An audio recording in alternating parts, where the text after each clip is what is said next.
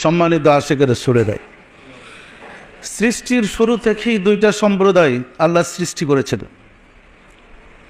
একটা সম্প্রদায় যারা আল্লাহর রাজত্ব প্রতিষ্ঠিত করবে, আল্লাহর বিধান বাস্তবায়ন করবে, মানুষকে আল্লাহর প্রতি আহ্বান করবে, মানুষকে বিশ্বে শান্তিতে বসবাস করার ব্যবস্থা করে দেবে। আমি গতদিনও বলেছি, মাঝে মাঝে বলি, ওই সম্প্রদায়ের মধ্যে তিনটা শ্রেণী আছে: হাদি, মাজুব, দেশক। নবদের যুগও হাদি ছিল, মাজুব ছিল, দেশক বলে আল্লাহ নবীদের যুগ ছিল। বেলায়েতের যুগও হাদি আছে, মাজুব আছে, দেশক বলে আল্লাহ আছে। আপনারা জানেন মুসা আলাইহিস সালাম ছিলেন রাসূল, আর খিজির আলাইহিস সালাম ছিলেন একজন দেশক বলে আল্লাহ। মুসা আলাইহিস সালামকে খিজির আলাইহিস সালামের কাছে পাঠানো হয়েছিল, ঘটনা জানেন তো?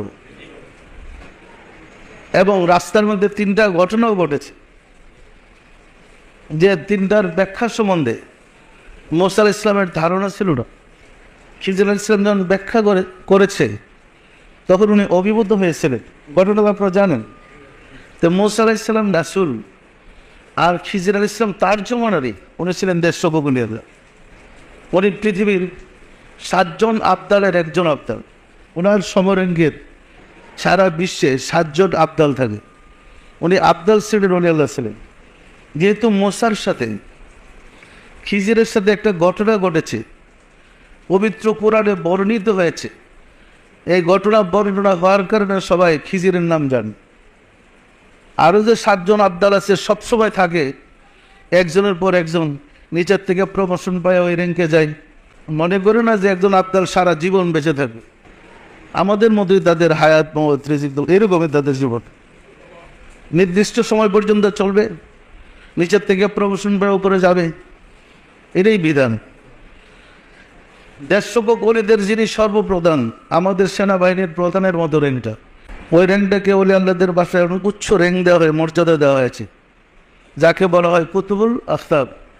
সারা বিশ্বের সমস্ত কুতুবদের নেতাদেরই উনি সেনাপ্রধান।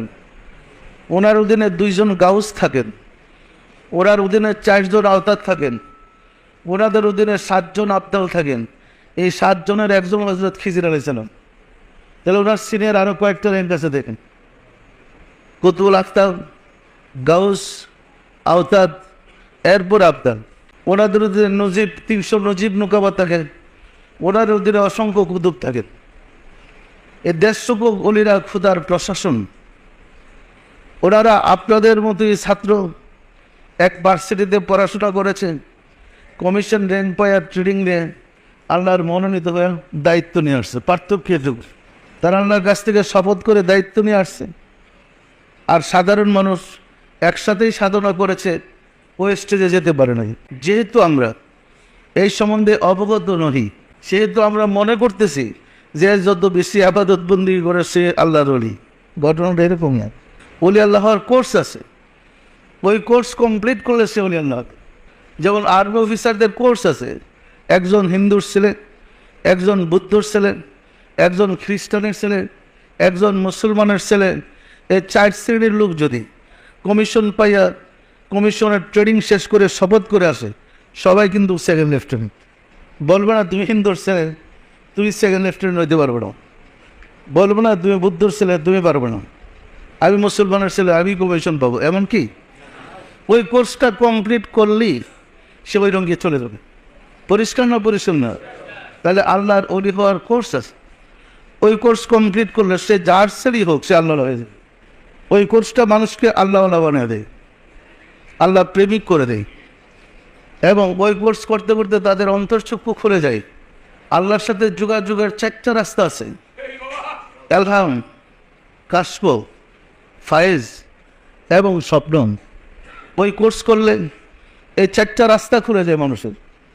তখন সে স্বপ্নের মাধ্যমে আল্লাহর পক্ষ থেকে নির্দেশ পায়, অন্তর্চক্ষু খোলার মাধ্যমে আল্লাহর পক্ষ থেকে নির্দেশ পায়, এলহামের মাধ্যমে আল্লাহর পক্ষ থেকে নির্দেশ পায়, এবং ফায়েজের মাধ্যমে আল্লাহর পক্ষ থেকে নির্দেশ পেতে পারে। এই কোর্স কমপ্লিট করে সারলেই যাদের এলহাম, কাশফ, ফায়েজ খোলা, তাদের কি আল্লাহর পক্ষ থেকে মনোনীত করা হয় এবং বিশেষ দায়িত্ব পালন করার জন্য তাদেরকে দায়িত্ব দেওয়া হয়। ওই দায়িত্ব পালন করতে করতে তাদের আবার প্রমোশন হয়। সাধারণ আমাদের দেশে যেমন প্রমোশন আছে, সরকারের ঘরে যেমন প্রমোশন আছে, ওই কোর্সের মধ্যে প্রমোশন আছে। যারা শিক্ষকতা করে তাদের প্রমোশনগুলো হলো সর্বনিম্নের যে শিক্ষক তাকে বলে ওলি আল্লাহ, এটা প্রাইমারি স্কুলের মাস্টার তুলল। এরপরের উপরের শিক্ষক যিনি হাই স্কুলের শিক্ষক তাকে বলে ওলি কামেল। যিনি কলেজের প্রফেসর তাকে বলে ওলি মুকাম্মেল। যিনি বিশ্ববিদ্যালয়ের ভাইস চ্যান্সেলর তাকে বলে মুজাদ্দেদে জামান। শিক্ষকতা যারা করেন এই 4টে র্যাঙ্ক আছে। আর যারা দেশ পরিচালনা করেন খুদাই প্রশাসনের, তাদের মধ্যে 40টা র্যাঙ্ক আছে। এগুলো প্রমোশন হয়। আফসোস, এই বিদ্যা থেকে আমরা দূরে সরে পড়েছি। আল্লাহ প্রদত্ত বিদ্যা আমাদের কাছে নাই। উমাইয়াদের খেলাফত কাল থেকে আমরা হারিয়ে ফেলেছি।